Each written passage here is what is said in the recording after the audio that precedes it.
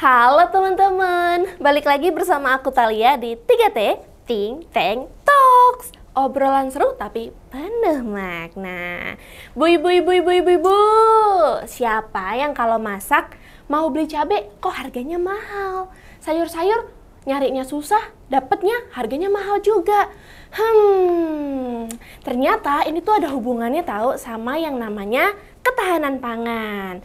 Nah, di episode kali ini kita akan bahas soal pentingnya ketahanan pangan di Indonesia, khususnya di Yogyakarta. Karena ketersediaan pangan itu ada hubungannya sama yang namanya gizi. Nah, kalau gizinya kurang bisa menyebabkan stunting. Betul. Nah, kali ini Thalia nggak sendiri karena Thalia sudah mendatangkan ahlinya, yaitu Bu Yuli Kestianti. Halo Ibu. Gitu ya. Nah, cantik kan teman-teman. Nah, Bu, boleh perkenalan dulu dari mana rumahnya, NPWP, boleh disebutin. Sini ya? Iya. Gimana dong? Namanya siapa Bu? Sudah Bu, gelarnya mungkin. Nama saya Yuli Kestianti, saya dari Kanwil Ditjen Perbendaharaan Provinsi Daerah Istimewa Yogyakarta. Jadi tugas saya di bidang pembinaan pelaksanaan anggaran 2, Mbak Thalia. Di situ kami membuat kajian tentang perekonomian daerah, khususnya di DIY, kemudian khususnya juga pada fiskalnya. Jadi fiskal itu adalah postur dari APBN, khususnya pada APBN, walaupun kami juga mengumpulkan data dari Pemda APBD-nya. Oke gitu. Ini tadi sudah menyinggung tentang APBN, Bu. Thalia penasaran, Bu. Sejauh mana dukungan APBN terhadap program ketahanan pangan secara umum, Bu? Iya, kalau dukungan APBN terhadap program ketahanan pangan itu memang sangat besar. Itu terutama pada stabilitas ekonomi, sosial maupun keamanan. Jadi kalau saya bisa ceritakan, andaikan kita itu misalnya ya dari stabilitas ekonomi, jika masyarakat itu punya ketersediaan pangan, artinya ketersediaan pangannya itu cukup, pasokannya cukup, kemudian harganya juga murah dan terjangkau, maka seluruh masyarakat itu akan bisa mengakses dengan mudah, termasuk yang memiliki penghasilan rendah. Jadi itu sifatnya nanti bukan hanya yang kaya saja yang mampu untuk memenuhi kebutuhan makannya, tapi juga semua lapisan masyarakat. Nah, kalau masyarakat ini mampu memenuhi kebutuhan dasarnya, dalam hal ini pangan, tentu itu akan berpengaruh kepada keamanan sosial juga. Jadi tidak ada gejolak yang terkait dengan konflik sosial, gitu, karena dia kan tidak kelaparan, gitu ya. Kemudian juga nanti dampaknya akan pada keamanan, jadi tidak ada kejahatan-kejahatan, karena semuanya kenyang, seperti itu kan. Gitu. Jadi dampaknya memang luar biasa kalau APBN ini berjalan dengan semestinya. Gitu Mbak Thalia. Berarti sesimpel, nih siapa cewek-cewek yang mudian gitu. Biasanya cewek tuh kalau nggak mood tuh karena belum makan gitu. Nah, sama dengan halnya masyarakat ya Bu ya? Masyarakat ya, dampaknya memang luas untuk peran fiskal APBN ini. Oke Bu. Nah, terus boleh disebutin ya Bu, mungkin salah satu program ketahanan pangan di DIY yang dibiayai langsung oleh APBN. Iya, sebetulnya kalau program ketahanan pangan itu kan luas ya, jadi ada yang secara tidak langsung. Contohnya program infrastruktur yang mendukung ketahanan pangan. Itu kalau di Jogja ini yang sekarang itu ada itu Bendungan Kamijoro itu.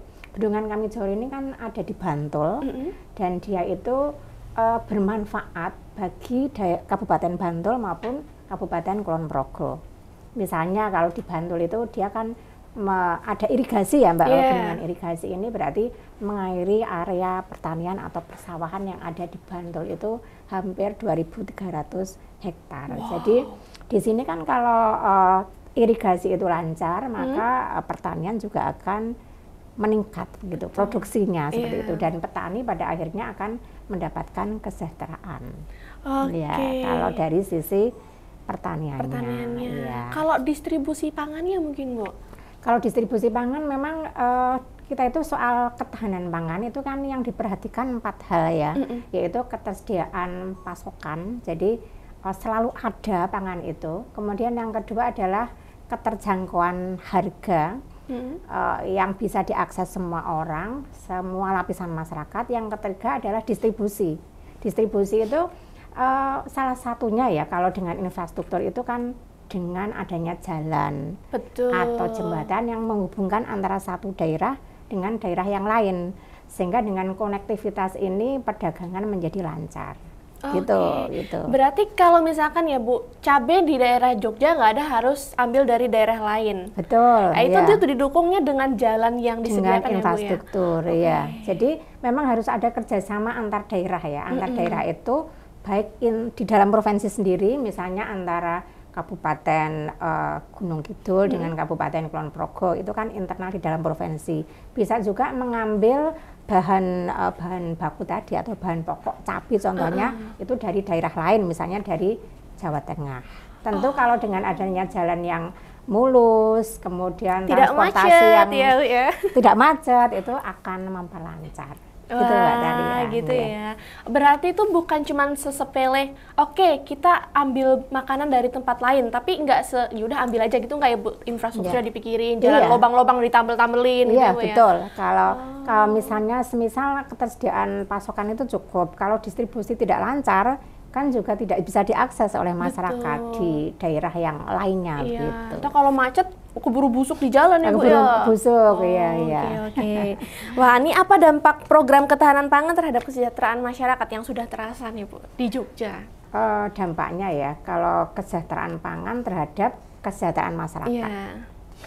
Jadi masyarakat itu kan salah satu contohnya ya, ini yang saya sebutkan tadi Pak, dampak dari misalnya dampak sosial, ekonomi, keamanan maupun pendidikan. Ya, kalau misalnya seseorang itu sejahtera, begitu, seseorang sejahtera, berarti dia kalau dari sisi ekonomi berarti kan meningkat pendapatannya, terutama petani ya, Mbak. Kalau ketahanan pangan itu kan kita bicara yang pertama petani. Petani itu ada nilai tukarnya, Mbak. Jadi ketika dia memproduksi hasil pertaniannya dijual, itu hasil penjualannya itu bisa menguntungkan dan bisa dia belanjakan kembali untuk konsumsinya. Kayak pupuk gitu ya Bu ya? Jadi harus ada keuntungan kan Mbak. Kalau nggak ada keuntungan dia kan rugi gitu. Seperti itu Mbak. Kalau untuk petaninya, jadi ukurannya itu namanya nilai tukar petani Mbak. Jadi kalau nilai tukar petani itu minimal pada angka 100. Jadi kalau di bawah 100 berarti dia itu harga penjualannya itu tidak mampu dia gunakan untuk konsumsi.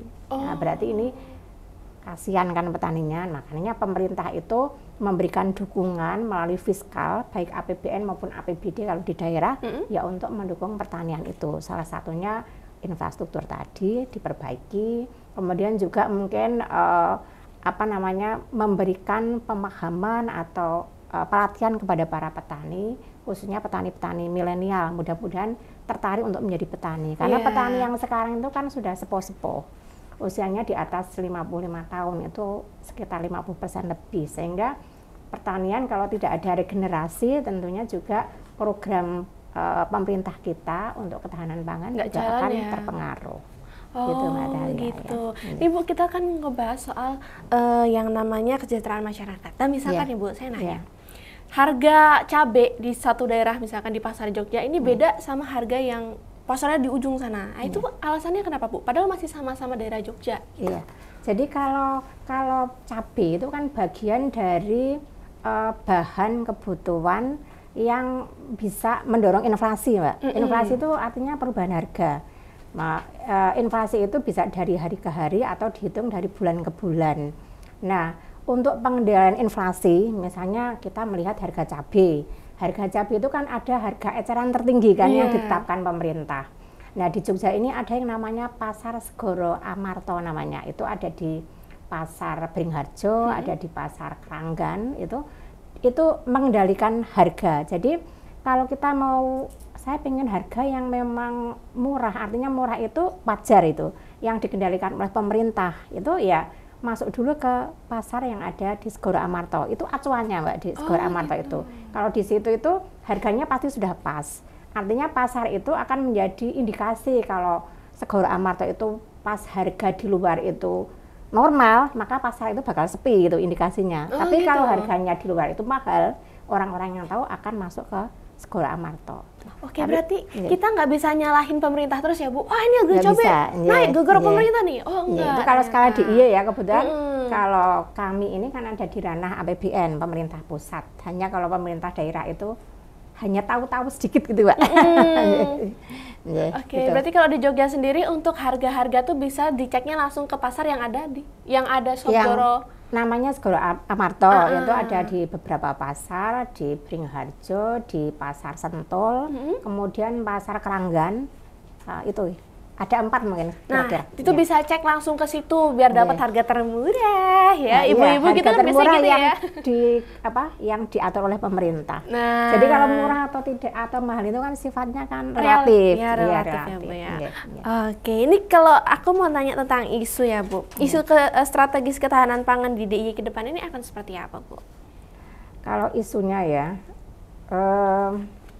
kita itu kan sekarang alih fungsi lahan ya. Alih fungsi lahan itu kan semakin marak ya dari tahun ke tahun itu area untuk pertanian itu semakin berkurang ya. Bahkan mungkin bisa ratusan hektar berkurangnya, 100 sampai 200 hektar. Nah, itu yang kita agak prihatin karena memang kalau di Jogja kan kebanyakan sektor andalannya kan pariwisata dan pendidikan. Jadi kemungkinan menjadi rumah tinggal, kos-kosan gitu kan Mbak, gitu. Tapi kalau untuk daerah yang ada di Kulon Progo, kemudian Bantul dan juga terutama Gunung Kidul masih banyak sih lahannya. Jadi jumlah produksi berasnya khususnya itu masih lebih tinggi daripada konsumsinya. Yang kecil itu kan di Yogyakarta, kotanya ya Bu. Kota Yogyanya. Iya, sekarang kemana-mana juga ngeliatnya udah bangunan-bangunan ya Bu. Bangunan-bangunan. Jadi dia perlu mendapatkan bahan makanan itu dari tempat yang lain pasti. Beras kan. Kalau untuk beras sendiri yang paling tinggi daerah Jogja ini daerah mana Bu? Bantul, Sleman atau? Yang paling tinggi produksinya itu ada di daerah, saya tidak hafal ya Mbak, tapi sepertinya ada di daerah Gunung Kidul atau Kulon Progo, yang tinggi gitu.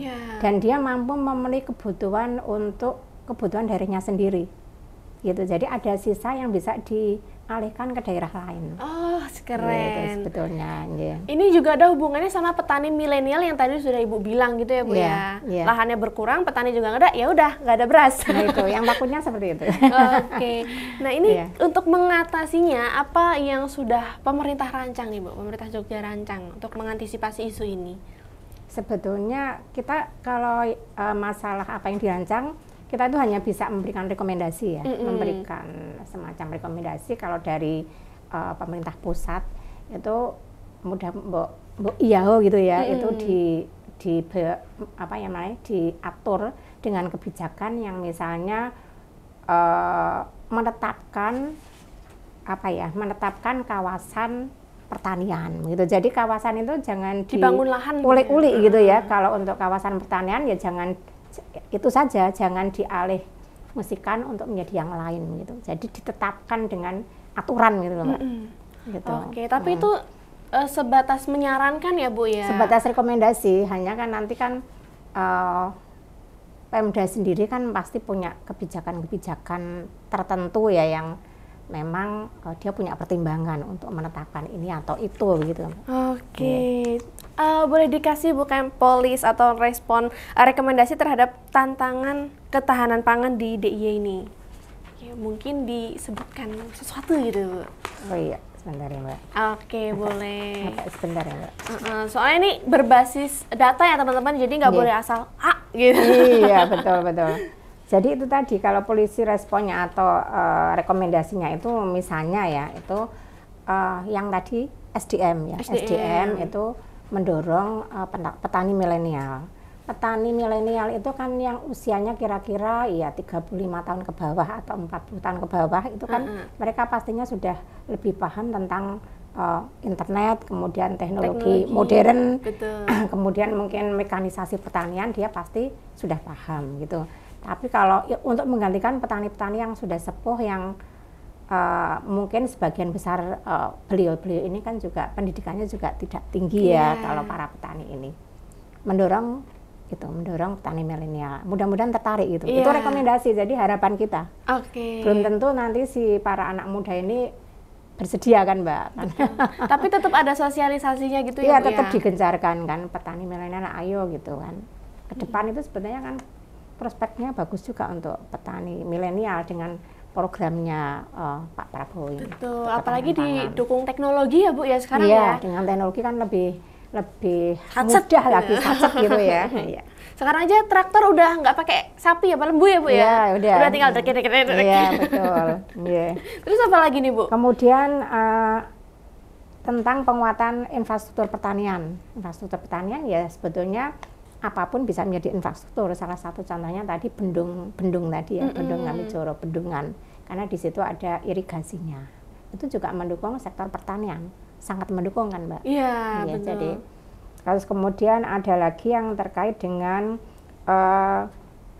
pemasaran hasil pertanian. Mungkin pemasaran hasil pertanian kalau dulu kan secara manual ya dari barang dagangan itu nanti dibawa ke luar kota. Kalau sekarang kan dipasarkan bisa melalui online. Iya, betul. Online meskipun kalau online, kalau pertanian itu kan cepat busuk ya, jadi daya jangkaunya mungkin nggak jauh-jauh terbatas, ya? Nggak jauh-jauh. Tapi saya lihat sudah banyak itu. Oke, berarti tadi ada 3 pembahasan penting ya Bu, ada SDM-nya, terus ada yang kedua tadi apa? Yang teknologinya, pertanian, terus baru pemasaran. soal pemasarannya. Nah, 3 hal ini lagi digencarkan ya Bu ya sama Provinsi DIY sendiri ya Bu ya? Iya, sebetulnya lebih dari itu kan banyak sebetulnya ya, itu hanya bagian kecil saja. Saya melihat juga banyaklah kalau DIY itu, sama dengan daerah lain di Indonesia, karena memang itu programnya pemerintahan yang baru. Pak Presiden kita, Bapak Prabowo ya, programnya memang itu ketahanan pangan.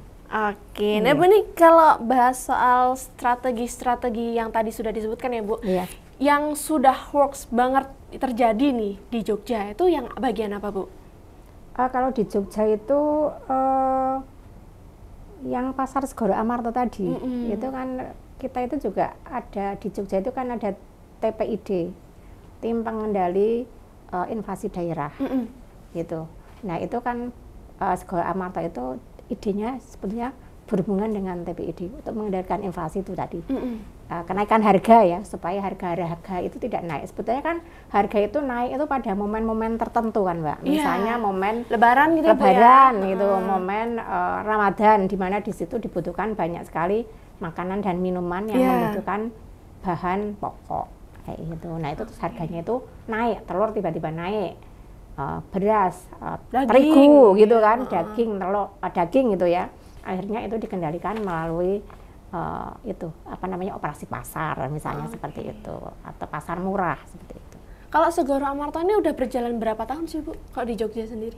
Saya tidak tahu persis Mbak, itu karena itu Pemda ya. Kalau kami kan pemerintah, kami ini Kementerian Keuangan kan pemerintah pusat, hanya melihat saja, jadi tidak masuk langsung di dalamnya. Tapi itu sudah terlihat hasilnya ya Bu ya? Iya, terlihat hasilnya, bisa mengendalikan harga. Jadi pada saat momen-momen tertentu yang saya sebutkan tadi ya harganya tetap terkendali. Terkendali, dan ketersediaannya pasokan juga cukup gitu ya Bu ya? Cukup, ini tadi kita bahas soal petani milenial, pasar Segoro Amarto. Terus kalau saya tuh masih penasaran Bu, sebenarnya saya agak ragu loh Mbak membahas pasar Segoro Amarto, karena ini domainnya Pemda, jadi takut salah. Jadi nanti mungkin kalau bisa sambil di research lagi gitu ya Bu ya? Sedikit saja ya tentang Segoro Amarto. Ini kita akan lanjutkan. Aku mau nanya lagi Bu, kan di Jogja ini lagi gencar-gencarnya infrastruktur tuh ya Bu ya, dibangun, sekarang juga ada tol gitu ya Bu ya. Nah ini sebelumnya ya, tahun-tahun sebelumnya ini itu untuk distribusi pangannya sendiri apakah sudah lancar atau belum Bu? Kalau sebelumnya sebetulnya kan memang pertukaran barang antar daerah itu kan sudah bertahun-tahun yang lalu kan pastinya. Ya tentunya ini akan lebih memperlancar, lebih meningkatkan kelancaran distribusi, begitu kan? Jadi sebetulnya seperti itu.